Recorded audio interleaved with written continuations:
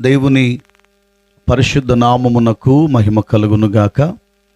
చేరివచ్చిన మీ అందరికీ మరొకసారి మన ప్రభువును రక్షకుడైన యేసుక్రీస్తు దివ్యనామమున ప్రత్యేకమైనటువంటి వందనాలు, శుభాలు మీకు తెలియపరుస్తూ ఉన్నాను. మరి ప్రతిరోజు మనం కొన్ని రోజులుగా ఉపవాస ప్రార్థనలో మనము గడుపుతూ ఉన్నాము. ప్రియులారా, ఈరోజు ఈ విధముగా తిరిగి మనము లైవ్లో అనేక మందిని కలుసుకోవడానికి దేవుడెంతో కృపను చూపించి ఉన్నారు. ప్రతిరోజు మనమందరం అందరి కొరకు ప్రార్థన చేస్తూ ఉన్నాం. ఈయనేమో 8:30, 9 లైవ్ పెడుతున్నారు అని కొంతమందికి అనిపించి ఉండవచ్చు. ఇప్పటి వరకు మనం పాటలు పాడాం. పాటలు ఇవంతా మనం లైవ్లో పెట్టుట కంటే కొన్ని దేవుని మాటలు ఆ సమయంలో పెడితే బాగుంటుందనే ఉద్దేశంతో మాత్రమే కొంచెం ఆలస్యంగా మనము లైవ్లో అనేక మందిని కలుసుకుంటూ ఉన్నాం. ఏది ఏమైనా మరొకసారి లైవ్లో వీక్షిస్తున్నటువంటి నా ప్రియులు, దైవజనులు, ఆత్మీయ బిడ్డలు వారందరికీ కూడా ప్రభు పక్షాన ప్రత్యేకమైన వందన శుభాలు తెలియపరుస్తున్నాను. తిరిగి ఈ ఉపవాస కూడికలో ఇంచుమించు 11వ రోజు ప్రభువుని స్తుతించే కృప దేవుడు మనకిచ్చారు. రాజుల మొదటి గ్రంథం 11వ అధ్యాయం మనకందరికీ తెలిసినటువంటి లేఖన భాగం 37వ వచనమును మనము చదువుకుందాం. నేను నిన్ను అంగీకరించినందున నీ కోరిక అంతటి చొప్పున నీవు ఏలుబడి చేయుచు ఇశ్రాయేలు వారి మీద రాజువై ఉందువు. నేను నీకు ఆజ్ఞాపించినదంతయు నీవు విని నా మార్గములను అనుసరించి నడుచుచు నా దృష్టికి అనుకూలమైన దానిని జరిగించుచు నా సేవకుడైన దావీదు చేసినట్టు నా కట్టడలను నా ఆజ్ఞలను గైకొనిన ఎడల నేను నీకు తోడుగా ఉండి దావీదు కుటుంబమును శాశ్వతముగా నేను స్థిరపరచినట్లు నిన్నును స్థిరపరచి ఇశ్రాయేలు వారిని నీకు అప్పగించెదను. ప్రియులారా, ఇక్కడ మనం చదువుకున్న లేఖన భాగమును మనము జాగ్రత్తగా గమనించినప్పుడు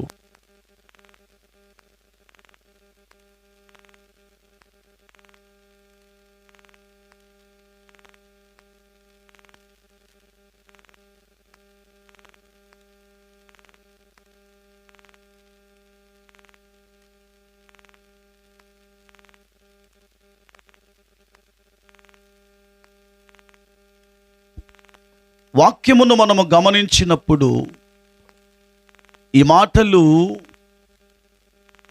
భక్తుడైనటువంటి యెరోబాముతో దేవుడు మాట్లాడుచూ ఉన్నాడు. అప్పటికే రాజైనటువంటి సొలొమోను గారు ప్రభువు తనకు అప్పగించిన రాజ్యమును భరణము చేయుచు దేవునికి అవిధేయుడుగా మారిపోయాడు. తెలివి కలిగిన వాడికి తొందరగా పడిపోయేది ఎవరు, తొందరగా జారిపోయేది ఎవరు అని మనం చూచినప్పుడు తెలివిగా ప్రవర్తించేటటువంటి వారే త్వరగా భక్తిలో నుండి జారిపోతూ ఉంటారు. జ్ఞానము కలిగినటువంటి వారే త్వరగా దేవునికి అవిధేయులుగా మారిపోతూ ఉంటారు. దావీదును దేవుడు ఏర్పాటు చేసుకున్నప్పుడు అతను రాజ్యమును దేవుడు స్థిరపరచాలి అనుకున్నాడు. సమాధానకరమైనటువంటి పుత్రుడుగా దేవుడు సొలొమోనును దావీదుకు అప్పగించాడు. కొంతకాలమైన తర్వాత దేవుని విశేషమైన జ్ఞానమును సంపాదించుకున్న తరువాత, నేను ఒక మాట జ్ఞాపకం చేస్తాను, జాగ్రత్తగా వినండి. అబ్బో, తను చాలా తెలివి కలిగిన వాడు అని మనం అనుకుంటామే, తనే తొందరగా పడిపోతాడు. ఫలాని వ్యక్తి ఫలాని గ్రామములో ఫలాని వ్యక్తి తెలివి కలిగినటువంటి వారు అని ఎవరైతే చెప్పుకోబడుతూ ఉంటారో వారే త్వరగా దైవత్వములో నుండి పడిపోవడానికి అవకాశాలు మెండుగా కనబడుతూ ఉంటాయి. ముందుకెళుతూ ఉన్నాను, 2-3 మాటలు జ్ఞాపకం చేస్తాను. సౌలు చేసిన అవిధేయకరమైన పనులు దేవుడు చూచి, దేవుడు సౌలును తప్పించి దావీదుని ఎన్నుకున్నాడు. దావీదు గారి తర్వాత తన కుమారుడైన సొలొమోనుకు దేవుడు ఆధిక్యతనిచ్చాడు. ఇంచుమించు కొంతకాలం బాగానే పనిచేసుకుంటూ వచ్చాడు. తన విశ్వాస యాత్రలో రాజరికములో ముందుకు వెళ్ళిపోతూ ఉంటే లేనిపోని ఆచారాలకు అతడు లోనైపోయాడు. అవన్నీ చెప్పడానికి ఇది సమయం కాదు, కానీ దేవుని వాక్యమును మనము గమనించినప్పుడు ఆ సమయములో దేవుని స్వాస్థ్యము అని పిలువబడుతున్న దేవుని ప్రజలు అని పిలువబడుతున్న ఇశ్రాయేలు సామ్రాజ్యమును నడిపించడానికి ఒక బలమైనటువంటి నాయకుడు కావాలి. దేవుడు అన్వేషిస్తూ ఉండగా యెరోబాము దేవునికి కనపడ్డాడు. దేవునికి స్తోత్రం కలుగునుగా. యెరోబాముతో దేవుడు ఈ 11వ అధ్యాయములో కొన్ని శ్రేష్టమైనటువంటి మాటలు అహియా అనే ప్రవక్త ద్వారా దేవుడు అతనికి అందించుచూ ఉన్నారు. ఈ 37వ వచనములోకి వచ్చేసరికి, నేను నిన్ను అంగీకరించినందున నీ కోరిక అంతటి చొప్పున నీవు ఏలుబడి చేయుదువు అని మాట్లాడుచున్నాడు దేవుడు. జాగ్రత్తగా వినండి. దేవుడు అంగీకరించిన కారణము చేత దేవుడు తన మనస్సుకు ఇతనిని నేను అంగీకరించాలి అనుకున్న ఆ ఒక్క కారణము చేత యెరోబాములో ఉన్న కోరిక ఏమైందంటే నెరవేర్చబడినట్లుగా మనం చూస్తున్నాం. నీకెన్నో కోరికలు ఉంటాయి. నీ కోరికలు దేవుడు తీర్చాలి అంటే నీకున్నటువంటి ఆలోచన విధానం, నీ మనస్సులో నీవు దేనినైతే ఆలోచన చేస్తున్నావో, ఇలా ఉండాలి అని నీవు అనుకుంటున్నావు కదా, ఇలా బ్రతకాలి అని నీవు అనుకుంటున్నావు కదా, నీ హృదయములో ఉన్న కోరిక అది దేవుడు నెరవేర్చాలి అంటే దేవుడే మాట్లాడుతూ ఉన్నాడు, నేను నిన్ను అంగీకరించాను అంటూ ఉన్నాడు. దేవుడు అంగీకరించకపోతే, దేవుడు ఒక వ్యక్తిని ఆయన స్వీకరించకపోతే, దేవుడు ఆ వ్యక్తి పట్ల, దేవుని పిల్లలారా, దేవుని చేత ఒప్పుకొనకపోతే, ఆయన మెచ్చుకోకపోతే మన కోరికలు ఏవి కూడా నెరవేర్చబడవు అనే ఒక శ్రేష్టమైన మాట ఈ రాత్రి దేవుని యొక్క దాసుడైన యెరోబాముతో ఆ రోజు ప్రభువు మాట్లాడిన మాటలు మీకు నేను జ్ఞాపకము చేస్తూ ఉన్నాను. మానవుని జీవితంలో ఎన్నో కోరికలు కనబడుతూ ఉన్నాయి. మానవుని జీవితంలో ఎన్నో దేవుని పిల్లలారా ఆలోచనలు మెదలవుతూ ఉన్నాయి, మెదులుతూ ఉన్నాయి. మెదులుతూ ఉన్న ప్రతి ఆలోచన, కనబడుతున్నటువంటి ప్రతి కోరిక దేవుడు నీ జీవితంలో నెరవేర్చేవాడుగా ఉండాలి అంటే ఈ రాత్రి దేవుని దృష్టిలో నీవేమై ఉండాలి? అంగీకరింపబడే వ్యక్తిగా ఉండాలి. అంగీకరింపబడాలి. ఆయన నీ జీవితములో దేవుని పిల్లలారా ఒక ముద్ర వేయాలి. ఎస్, ఈవిడ నా కుమార్తె అని దేవుడు అంగీకరించాలి. ఇతడు నా కుమారుడు అని దేవుడు అంగీకరించాలి. ఆయన అంగీకరించకపోతే మన కోరికలు ఏవి కూడా నెరవేర్చబడవు అని జ్ఞాపకం చేస్తున్నాను. మత్తయి సువార్తలో యేసుక్రీస్తు ప్రభువుల వారు ఈ లోకములో జీవించినప్పుడు ఒక విషయాన్ని ఆయన లేకపోతే తండ్రి గారు జ్ఞాపకము చేయుచూ ఉన్నారు. ఆ మాటలు ఒక్కసారి మనము మత్తయి సువార్తలోనికి మనము వచ్చినప్పుడు దేవుని వాక్యమును 5వ అధ్యాయములోనికి మనం వద్దాం. 5వ అధ్యాయం 23వ వచనమును మనం చదువుకుందాం.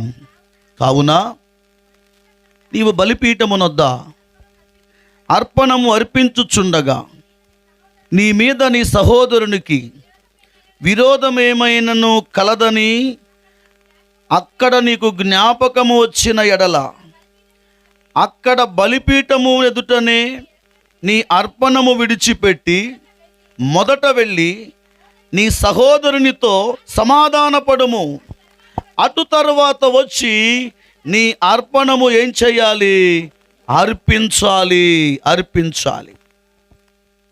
నీవు అర్పించే అర్పణము దేవుడు అంగీకరించాలి అనంటే నీవు దేవాలయానికి వెళ్ళినప్పుడు, నా వైపు చూడు, దేవుని సన్నిధికి వచ్చినప్పుడు నీవేదైతే దేవునికి అర్పించాలి అని అనుకుంటున్నావో ఆ అర్పణ దేవునికి అంగీకారముగా ఉండాలి అనంటే నీవు నీ సహోదరుని పట్ల, నీ ఇరుగు పొరుగు వారి పట్ల, నీ బంధువుల పట్ల నీవేం కలిగి ఉండాలి?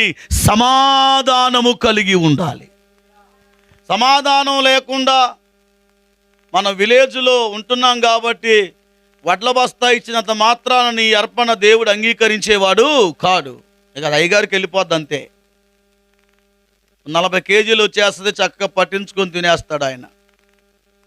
లేదయ్యా ఈ పంటలో దశమ భాగం వచ్చింది, పక్కోడితో గొడవ పెట్టుకొని, ఎదుటోడితో గొడవ పెట్టుకొని, వెనకున్నోడితో అప్పటిదాకా పోట్లాడుకొని, కుస్తీలు బట్టి కర్రలు తిప్పి మాటలు వదిలి, దేవుని పిల్లారా నీ అర్పణ చేతబట్టుకొని దేవుని మందిరానికి వచ్చి బలిపీఠము దగ్గరికి వచ్చి ఈ అర్పణ నేను ఇస్తున్నానయ్యా, దీన్ని అంగీకరించుము అనంటే దేవుడు దానిని ఏమాత్రము కూడా అంగీకరించేవాడు కాదు.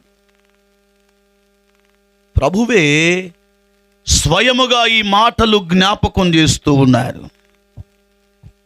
నీవు ఏదైనా దేవునికి అర్పింపాలి అని నీవు అనుకున్నప్పుడు నీ ప్రతివాదిని, ఎదుటివానితో నువ్వేం చేయాలి? సమాధానము కలిగి ఉండాలి. అప్పుడు అక్కడ వదిలేసి తిరిగి నీవు ఎవరితోనైతే అసమాధానంగా ఉన్నావో వారి దగ్గరకు వచ్చి, నిన్న ఆదివారం మనం ఆరాధన చెప్పుకున్నట్లుగా ఒక షేక్ హ్యాండ్ ఇచ్చి, బ్రదర్ నేను మొన్న ఈ మాట అనాల్సి వచ్చింది, నన్ను క్షమించుము. మనమిద్దరం సమాధానంగా ఉండాలి. మనమిద్దరము కలిసి దేవుని పనిలో ముందుకు సాగిపోవాలి. మనమందరం దేవుని రాజ్యమును కట్టుటలో పాలిభాగస్తులమై ఉన్నాం. మనసులో ఏదో పెట్టుకొని, మనసులో ఉన్న వ్యతిరేకతలు మనసులోనే ఉంచుకొని, మనసులో ఉన్నటువంటి ద్వేషం మనసులోనే ఉంచుకొని, దేవుని పిల్లారా నీవు దేవుని యొద్దకు వచ్చి నీవు చేసే ప్రార్థన కానీ, నీవు చేసేది ఏది దేవుడు అంగీకరించడానికి అవకాశములు ఏమాత్రము కూడా లేవు అని జ్ఞాపకం చేస్తున్నాను. యెరోబామును దేవుడు చూచినప్పుడు యెరోబాములో దేవునికి కనిపించింది ఏంటంటే, దేవుని దృష్టికి అతడు అంగీకారముగా కనబడుతూ ఉన్నాడు. తన ప్రవర్తన కానివ్వండి, తన ఆలోచన విధానము కానివ్వండి, తన వ్యక్తిగత జీవిత ఆత్మీయ జీవిత విధానము కానివ్వండి, ఈరోజు సేవకుల మీటింగ్లకు వాక్యం చెబుతూ నేను జ్ఞాపకం చేశాను. ఎవరైనా సేవకులం కావచ్చు, విశ్వాసులము కావచ్చు, ఎదుటివారి పట్ల ద్వేషము కలిగి ఉంటంత మాత్రాన దేవుడు దేవుని పిల్లరా, మన ప్రార్థనను అంగీకరించేవాడు కాడు. అంగీకరించకపోతే మన కోరికలు ఆయన తీర్చేవాడు కాదు. అందుకే మనం చదువుకున్న టెక్స్ట్లోనికి మనం వచ్చినప్పుడు, రాజుల మొదటి గ్రంథం దేవుని వాక్యమును మనము గమనించినప్పుడు, ప్రియులారా 11వ అధ్యాయం 37వ వచనములో, నేను నిన్ను అంగీకరించాను, నీ కోరిక అంతటి చొప్పున నీవు ఏలుబడి చేయబోతున్నావు. నీ కోరిక ఏమండి, నువ్వు ఎలా వెళ్ళాలి అనుకుంటున్నావో అది నీ కోరిక చొప్పునే నేను నీకు జరిగించబోతూ ఉన్నాను. నువ్వు చేసే ప్రయాణములో నేను తోడుగా ఉండబోతూ ఉన్నాను. నువ్వు చేసే వ్యాపారములో నేను తోడుగా ఉండబోతున్నాను. నువ్వు చేసే ఆలోచనలో నేను తోడుగా ఉండబోతున్నాను. నీవు ఏ పని చేయాలనుకున్నా నేను నీకు తోడుగా ఉండబోతున్నాను. నీ కోరిక చొప్పున అంతటా జరిగించడానికి నేను నీకు తోడై ఉన్నాను. ఎప్పుడు ఆయనకు మన భక్తి, మన ఆత్మీయత, మన వ్యక్తిగత జీవితం ఎలాగుండాలంటే అంగీకరింపబడేదిగా ఉండాలి. దేవునికి స్తోత్రం కలుగును గాక. అందరము దేవునికి స్తోత్రం చెబుదామా? ఈ రాత్రి దేవుని పిల్లారా, మనం ఎలాగున్నాం? మనము దేవుని చేత అంగీకరింపబడుతున్నామా? మనుషుల మెప్పు కోరుకుంటున్నామా? మనుషులు మెప్పు కోరుకునేవారు లోకములో ఎక్కువైపోయారు. వారికి దేవుడు ఏ విధమైన కార్యములో చేయడు. ఆయన అంగీకరింపడానికి కొన్ని కారణాలు, కొన్ని లక్షణాలు. నేను నిన్ను అంగీకరించి తిని, అందుకు కొన్ని ఉద్దేశములు దేవుని వాక్యములో యెరోబాము పట్ల ఎలా ఉన్నాయో మనము చూచినప్పుడు 28వ వచనాన్ని మనం చదువుదాం. అయితే యెరోబాము అను ఇతడు మహాబలాఢ్యుడై ఉండగా యవనుడగు ఇతడు పనియందు శ్రద్ధ గలవాడై ఉన్నాడు అని సొలొమోను తెలుసుకొని యోసేపు సంతతి వారు చేయవలసిన భారమైన పనుల మీద అతనిని అధికారిగా నిర్ణయించాడు. దేవునికి స్తోత్రం కలుగును గాక. బలాఢ్యుడుగా ఉన్నాడు. ఎలా ఉన్నాడు? అందరూ చెప్పండి. నాకు చేత కాదు అనే వాళ్ళందరూ కూడా బలహీనులేనా, బలాఢ్యులా? నా వల్ల కాదు పాస్టర్ గారు, నేను అంతకుముందు చేసినలే కానీ ఇప్పుడు నేను చేయలేకపోతున్నాను అని అంటారు. నేను ప్రభు అడిగేది నీ వ్యక్తిగత వయసును అడగట్లేదు ఆయన. నీ కనిపించే 70 ఏళ్ళు, 60 ఏళ్ళు, 40 ఏళ్ళు మోకాళ్ళ నొప్పులతో ఉన్న మనసును ప్రభు అడగట్లేదు. ప్రభు అడిగేది నీలో ఉన్న ఆత్మను అడుగుతూ ఉన్నాడు. నీలో ఉన్న ఆత్మ బలంగా ఉందా, బలహీనుడుగా ఉన్నావా? కొంతమంది బలహీనమైన మాటలు చెప్పే వాళ్ళు ఉంటారు. అలాంటి వారు అంగీకరింపబడరు. వారి కోరికలు దేవుడు ఏమాత్రం కూడా నెరవేర్చేవాడు కాదు. బలాఢ్యుడు, ఆయన గురించి కొన్ని మాటలు ఇలాగూ రాయబడుతూ ఉన్నాయి. యెరోబామును గురించి. యెరోబాము జీవితములో తను కలిగి ఉన్న పద్ధతి ఈరోజు మనము కలిగి ఉండగలిగితే, ఆయన అవలంబించే ఆలోచన విధానం ఈరోజు మనము కలిగి ఉండగలిగితే, 20వ కీర్తనలో దావీదు గారు ఒక మాట అంటారు చూడండి. 20వ కీర్తన పరిశుద్ధ గ్రంథములోనికి మనం వచ్చినప్పుడు అక్కడ ఒక మాట ఇలాగూ మనకు కనబడుతూ ఉంటుంది. దొరికిందా? 20వ కీర్తన దేవుని పిల్లలారా 3 నుండి 4, 5 చరణాలు మనం చదువుకుందాం. ఆయన నీ నైవేద్యములన్నిటినీ జ్ఞాపకము చేసుకొనును గాక, నీ దహన బలులను అంగీకరించును గాక, నీ కోరిక సిద్ధింపచేసి నీ ఆలోచన యావత్తును సఫలపరుచును గాక. కోరిక ఏమండి, కోరికను సిద్ధింపచేస్తాడు, ఆలోచన యావత్తును సఫలపరుస్తాడు. ఏమో పాస్టర్ గారు మన వారం రెండు అనుకున్నా కానీ అది ఒకటి అయినట్టు అయింది, మళ్ళీ వెంటనే జారిపోయిందయ్యా. మరి ఆ కోరిక ఎప్పుడు దేవుడు తీరుస్తాడో ఒక మాట చెప్పమంటావా పాస్టర్ గారు? నేను చూడతానయ్యా, దాన్ని బతుకున్నంత చూస్తానా? దాన్ని చూడగలుగుతానా నేను బతుకుండగానే? ఆ పిల్లల ప్రయోజకులు కావాలని తప్పించేవారు లోకంలో ఎంతోమంది లేకపోలేదు. ఆరోగ్యము మెరుగుపడాలని తప్పించేవారు లేకపోలేదు. దానికంటే ముందు నీ ఆలోచన యావత్తును ఆయన సఫలపరిచేవాడు అని కీర్తనాకారుడు దావీదు గారు ముక్త కంఠముతో పాడుతూ ఉన్నాడు. దానికంటే ముందు ఆయన నీ నైవేద్యములన్నిటిని ఏం చేస్తాడు? జ్ఞాపకము చేసుకుంటాడు. ఆయన ప్రభువుకు నువ్వు సమర్పించవలసిన సమర్పణ ఆయన చూస్తూ ఉన్నాడు. ప్రభువుకు అర్పించే అర్పణ ఆయన చూస్తున్నాడు. అనగా అది అంగీకారమైతే తప్ప దేవుడు మన కోరికను నెరవేర్చువాడు కాడు అని వాక్యం సెలవిస్తూ ఉంది.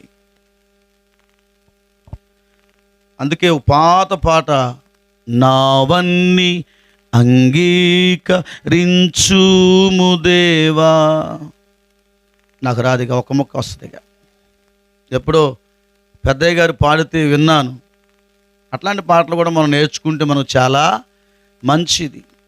ఇక మనకు అట్లాంటివి రావు. మనకు వచ్చే పాటలు ఏంటంటే అదేంటి, రాజాని సన్నిధిలో.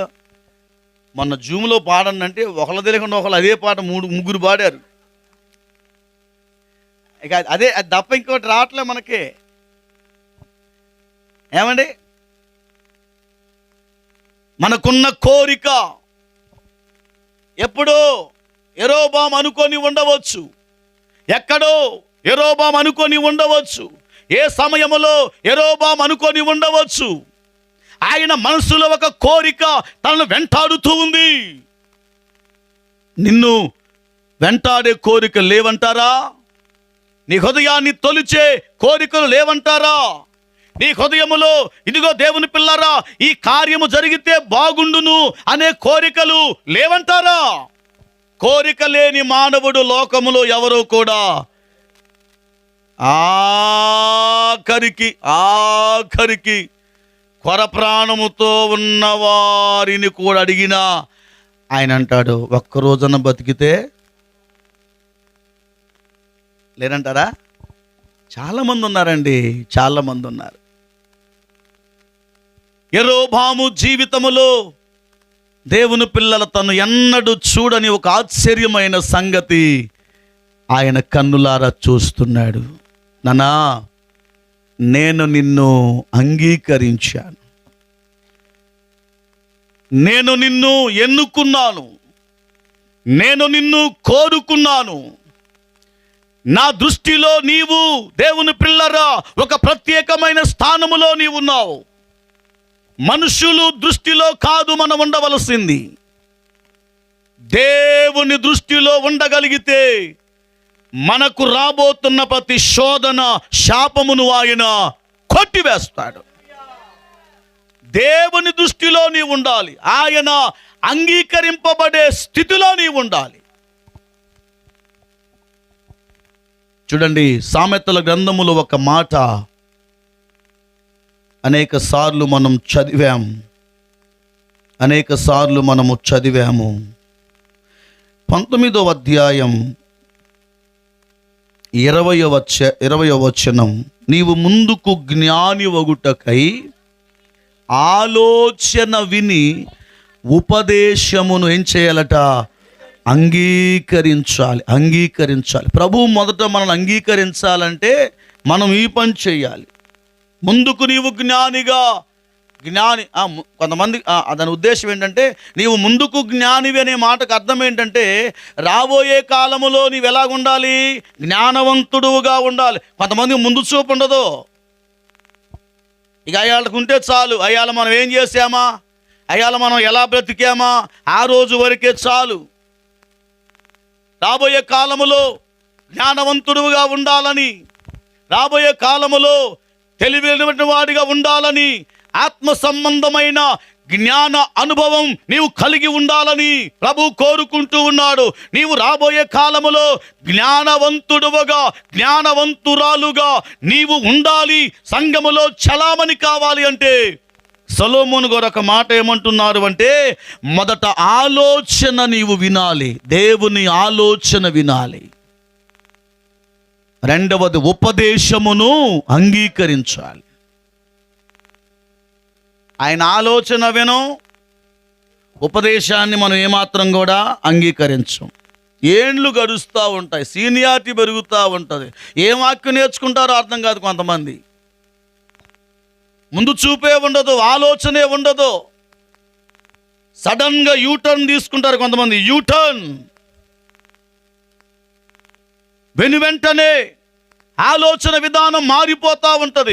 వెంటనే దేవుని పిల్లల దైవికమైన నిర్ణయానికి కట్టుబడి ఉండకుండా వ్యక్తిగత నిర్ణయాలకు లోబడి దేవుని పిల్లరా ఆలోచనను విడిచిపెట్టి ఉపదేశమును అంగీకరింపకుండా ఉండే భక్తులు, ప్రజలు లోకములో చాలా మంది మనకు కనబడుతూ ఉంటారు. యెరోబాముతో ప్రభువు అంటున్నాడు, నీ కోరిక అంతటిని నేను నెరవేర్చబోతున్నాను. అంతా కొంత,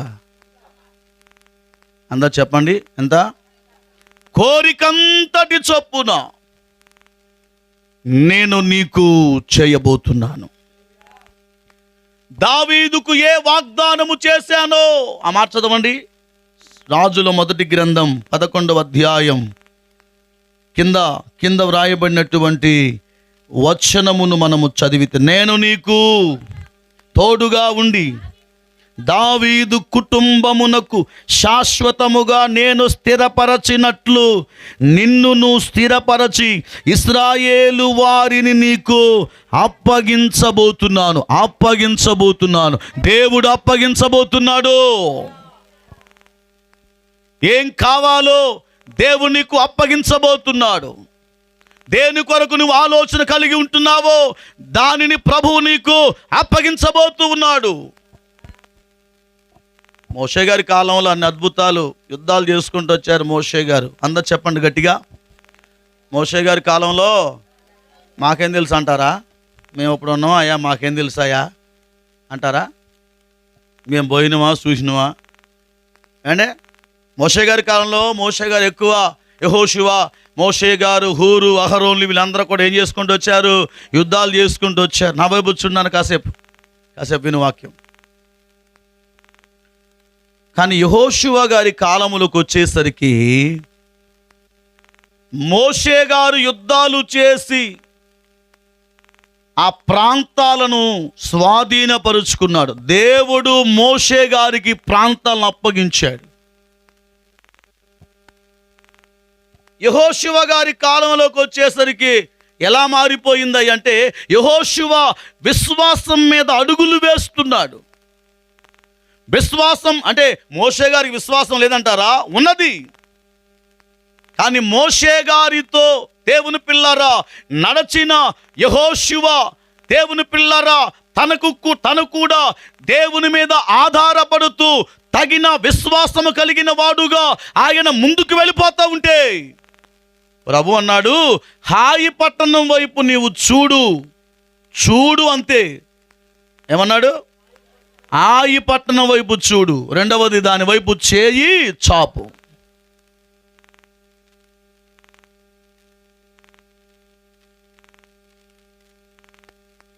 ఏం చూస్తున్నావు? సెల్ ఫోన్ పక్కన పెట్టు, చేయి చాపంతే.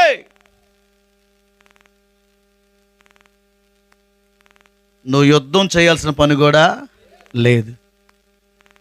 చేయి చాపితే కనపడేంత కనుమేర చూపులో ఉన్న ప్రాంతాన్ని నేను నీకు అప్పగించబోతున్నాను. జాగ్రత్తగా ఉండు దేవుని సన్నిధిలో, చాలా జాగ్రత్తగా ఉండాలి. దైవికమైన జ్ఞానమును సంపాదించుకోవాలి. ఆత్మ సంబంధమైనటువంటి దేవుని పిల్లరా, అనుభవ జ్ఞానములోనికి మనం ముందుకు రావాలి. ఏదో ప్రార్థన పోతున్నాం కాదు, కూర్చుంటున్నాంలే, 2 పాటలు పాడతారులే, వాళ్ళే పాడుకుంటారులే. మాకు పాటలు పాడటం పెద్దగా ఇష్టం లేదు, కానీ వాళ్ళు పాడుతుంటే కూర్చొని చప్పట్లు కొట్టి అదేదో 2 మాటలు చెబుతారు, వచ్చేద్దాంలే అనుకునే బ్యాచ్ కొంతమంది ఉంటుంది. అట్లాంటి వాళ్ళు ఏం పొందుకోలేరు.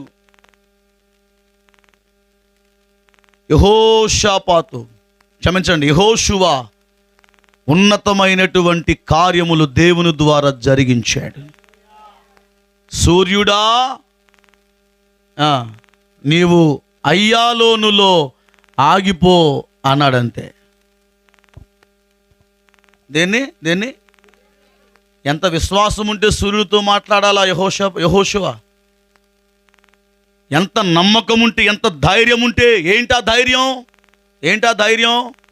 సూర్యుడిని ఆపగలిగే సామర్థ్యత దేవుడు యెహోషువకి ఎలా ఇచ్చాడు?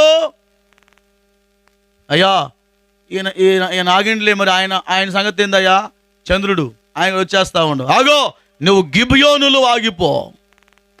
అయ్యాలోనులోను గిబియోనులో సూర్య చంద్ర నక్షత్రములను ఆపగలిగే సామర్థ్యత దేవుడు యెహోషువకి ఇచ్చాడు. అప్పగించడా లేదా? ప్రకృతిని అప్పగించగలిగినటువంటి దేవుడు. ఇశ్రాయేలు వారిని నేను నీకు అప్పగించబోతున్నాను. ఒక మాట చెబుతా వినండి. ఈ పని కాదు అని నీవు అనుకుంటున్నావా? దానిని దేవుడు ఈ రాత్రి నీకు అప్పగించబోతున్నాడు. నీ కోరికను సిద్ధింప చేయబోతున్నాడు.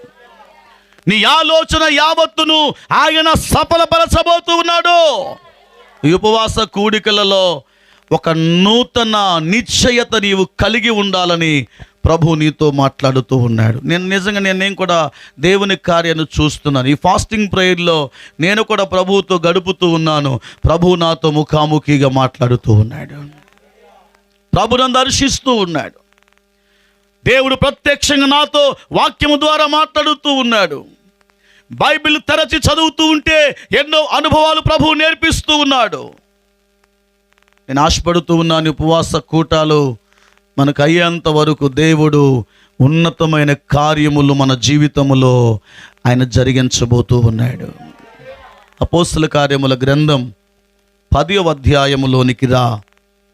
అపోస్తల కార్యముల గ్రంథం 10వ అధ్యాయం దేవుని వాక్యమును మనము గమనించినప్పుడు అక్కడ ఒక మాట ఇలాగు మనకు కనబడుతూ ఉంటుంది. దేవుని నామమునకు మహిమయు ఘనతయు ప్రభావములు కలుగును గాక. 34-35 చదువునానా? దేవుడు పక్షపాతి కాడు అని నిజముగా గ్రహించి ఉన్నాను. పేతురు గారు సాక్ష్యం చెప్తా ఉన్నారు. ప్రతి జనములోనూ ఆయనకు భయపడి నీతిగా నడుచుకొను వానిని ఆయన అంగీకరించువాడుగా ఉన్నాడు. దేవుడు ఎవరిని ఎలా అంగీకరిస్తాడో పేతురు గారు ఒక చక్కని అర్థమును ఆ రోజు కొర్నేలితో మాట్లాడుతూ ఈ రాత్రి దేవుడు మనతో మాట్లాడుతూ ఉన్నాడు. ప్రతి జనం, ప్రతి జాతి, ప్రతి ప్రజలు, లోకములో ఉన్నటువంటి ఏ కులస్తులైనా, ఏ మతస్థులైనా, ఏ దేవుని పిల్లరా, ఏ వర్గానికి చెందిన వారైనా దేవుని చేత వారు అంగీకరింపబడేవారుగా ఉండాలి అని అంటే పేతురు గారు అంటున్నారు, ఏమంటున్నారు? ఆయనకు భయపడాలి. రెండవది ఎలా నడుచుకోవాలి? నీతిగా నడుచుకోవాలి. భయం లేని పనులు అసలే చేయొద్దు. అంటున్నావా? గట్టిగా చెప్పండి. ఏ పనులు? అసలు మనకు అసలు అట్లాంటి కుదరదు పాస్టర్ గారు. మాకు అయ్యగారంటే మాలో భయం, అమ్మగారంటే కూడా భయం, సంఘ పెద్ద అంటే భయం, వీళ్ళ ముగ్గురు సంగతి పక్కన. దేవుడు అంటే అస్సలు ఏమాత్రం కూడా. అంటే మీరు చాలా మంచోళ్ళు. అసలు ప్రార్థనలో కూర్చుంటే మీరు ఇంకో దాన్ని అసలు ముట్టుకోరు, సెల్ ఫోన్ ముట్టుకోరు, బైబిల్ ముట్టుకోరు, పాటల పుస్తకం ముట్టుకోరు, తల కిందగా దించరు. మిమ్మల్ని అందరినీ అభినందించి శాలువాలు కప్పి సన్మానం చేయాలి మిమ్మల్ని అందరికీ. బైబిల్ గ్రంథంలో మరియమ్మ గారి తర్వాత మీరే గొప్ప నాయకులు, దేవుని స్తోత్రం కలుగును గాక. మనకి ఇంకో దాని మీద ధ్యాస ఉండదు నాన్న. భయపడాలి. ఏలియా గారంట, నేను ఎవరి సన్నిధిలో నిలబడ్డానో ఒక భయం, ఆత్మ సంబంధమైన భయం నీవు కలిగి ఉండకపోతే దేవుని చేత నీవు అంగీకరింపబడవు. నువ్వు చేసే ప్రార్థన తేలిపోద్దది. నువ్వు అడిగే ప్రార్థన ఉపయోగం లేనటువంటిది. నువ్వు ఏదైతే అడుగుతున్నావో అది ఊరకనే కొట్టివేయబడే విధానములోనికి రాకుండా ఉండాలంటే, నువ్వు అడిగేది ప్రతిది దేవుడు ఆయన అంగీకరించేదిగా ఉండాలంటే ఆయనకు నీవు భయపడాలి. రెండవది నీతిగా నీవు నడుచుకోవాలి. అందరు చెప్పండి, అందరు గట్టిగా చెప్పండి. నీతిగా నడుచుకోవటం అంటే ఎట్లా ఉంటుంది పాస్టర్ గారు? కొద్దిగా చెప్పండి, మాకు తెలియదు. కానీ నీతిగా నడుచుకోవటం అంటే ఎలా ఉంటుంది పాస్టర్ గారు? చెప్పండి కొంచెం మైగా. నడుచుకుందాం అనుకుంటున్నాం. ఏమండి నీతి?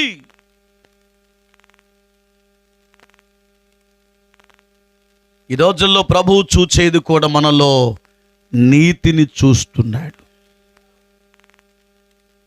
మనలో ఉన్నటువంటి ఆత్మీయత చూస్తున్నాడు. మనలో ఉన్నటువంటి విశ్వాస సంబంధమైనటువంటి క్రియలను చూస్తూ ఉన్నాడు. ఈ తరము వారిలో నీవే నా ఎదుట నీతిమంతుడవై ఉన్నావు అని సాక్ష్యము చెప్పగలిగే నోవాహు లాంటి భక్తి భావాలు నేటి మన జీవితములో మనము కలిగి ఉండాలి. అది నీతి అంటే, దేవుని కొరకు ఆరాటపడే విధానం, ఓ ప్రత్యేకమైనటువంటి జీవిత విధానం. ఇక దాని గురించి చెప్పుకుంటే చాలా విషయాలు ఉన్నాయి, నేను ముగించి వేస్తున్నాను. యెరోబామును దేవుడు చెప్పని ఏం చేశాడు? అంగీకరించాడు. దేవుడే అతని మనస్సును చూచాడు. ఆయన కోరికను నెరవేర్చడానికి ఆయనే ఒక నూతన ఆలోచన చేసి తీర్మానం చేసుకున్నాడు. ఈ పదవి ఈయనకిస్తే బాగుంటుంది అనుకునేంత భక్తిని కలిగాడు యెరోబాము. చురుకుగా ఉన్నాడు. ఎలా ఉన్నాడు? చురుకుదనం. వ్యతిరేక పదం చెప్పండి. చురుకుదనానికి వ్యతిరేక పదం ఏంటన్నా? సోమరితనం. ఎక్కడ కూర్చుంటే అక్కడే. మీరు మంచివాళ్ళు, మీరు చాలా మంచివాళ్ళు. సోమరితనం. దేవుని వాక్యాన్ని గమనించినప్పుడు ఓ విశ్వాసిగా నీవు చురుకుదనంగా లేకపోతే ఏ సమయములోనైనా సాతాను నీ మీద దాడి చేసే అవకాశం ఉంటుంది. వాడు అగ్ని బాణములు వేయుచున్నాడు. మామూలు బాణం కాదు. ఏ బాణం అట? మామూలు బాణం వేస్తేనే తట్టుకోలేకపోతున్నాం పాస్టర్ గారు, అగ్ని బాణం కూడా వేస్తాడు ఆయన. మరి వేస్తాడు. మరి పౌలు గారు ఎఫెసీలో ఉన్న సంఘానికి బోధ తెలియపరుస్తూ ఆ లేఖ వ్రాస్తూ అంటాడు. ఏమంటున్నారు అంటే, అపవాది వేయుచున్న అగ్ని బాణములను ఎదురించుటకు శక్తివంతులము కావాలి. శక్తివంతులమగునట్లు దేవుడిచ్చు సర్వాంగ కవచములను మీరు ధరించుకోవాలి. ఇక అదంతా ఒక సబ్జెక్ట్, ముందుకెళ్ళట్లేదు. కాబట్టి రాత్రి నీ భక్తి దేవునికి అంగీకారంగా ఉందా? నీ ఆలోచన దేవునికి అంగీకారంగా ఉందా? ఆయన ఒప్పుకొనగలిగిన భక్తి నీవు కలిగి జీవిస్తున్నావా? యోహాను సువార్తలో ప్రభు అంటాడు, నేను ఎవరిని ఒప్పుకుంటాను, నేను ఎవరిని అంగీకరిస్తానో నా తండ్రి ఎదుట నేను అతనిని గూర్చి సాక్ష్యం ఇవ్వబోతూ ఉన్నాను. దేవుడు నీ గురించి సాక్ష్యము చెప్పాలని దేవుడు కోరుకుంటున్నాడు. నీ గురించి దేవుడు తండ్రి ఎదుట సాక్ష్యము చెప్పబోతూ ఉన్నాడు. తండ్రి అడిగినప్పుడు కుమారుడైనటువంటి యేసుక్రీస్తు ప్రభువుల వారు నిన్ను గురించి సాక్ష్యము చెప్పబోతూ ఉన్నాడు. అక్కడ ఆయన ఒప్పుకోకపోతే నీవు నిత్య నరకాగ్నికి వెళ్ళిపోతావు. జాగ్రత్త. ఆయన ఒప్పుకొనేటట్లుగా, అంగీకరించేటట్లుగా నీవు జీవించగలిగితే మెట్టుకు మనమందరము పరలోక రాజ్యములో ఆయనతో యుగయుగాలు మనం ఉండబోతూ ఉన్నాం. కాబట్టి రాత్రి ఒక నూతన తీర్మానం చేసుకొని నన్ను అంగీకరించుము, నీ దృష్టికి నేను ఇష్టమైన వ్యక్తిగా జీవిస్తాను, నాకెన్నో కోరికలు ఉన్నాయి, ఆ కోరిక నెరవేర్చుము తండ్రి అని ఓ చిన్న ప్రార్థన మనం చేయగలిగితే, ఈ లైవ్లో వీక్షిస్తున్నటువంటి బిడ్డలు, ఆత్మీయ బిడ్డలు, దేవుని సంఘమా, సేవకులారా, ఆత్మీయ బిడ్డలారా, విశ్వాసులారా, మనమందరము దేవుని కృపలో ఆయన చేత అంగీకరింపబడదాం. అంగీకరింపబడగలిగినటువంటి ఆత్మీయ జీవితాన్ని మనము కలిగి మన కోరికలను దేవుని చేత నెరవేర్చబడే స్థాయికి రావాలని కోరుకుంటూ ఈ మాటలు ముగిస్తూ ఉన్నాను. అందరూ తలలు వంచండి, ప్రార్థన చేద్దాం. దేవుడి కొద్ది మాటలు మన వినికిడిలో ఆశీర్వదించి నెరవేర్చును గాక. తలలు పైకెత్తండి, కాళ్ళు మూసుకొని మనం ఈ సమయంలో ప్రార్థన చేద్దాము. హల్లెలూయా, హల్లెలూయా. దేవా నీ పాదముల యొద్దకు వస్తూ ఉన్నాను. నన్ను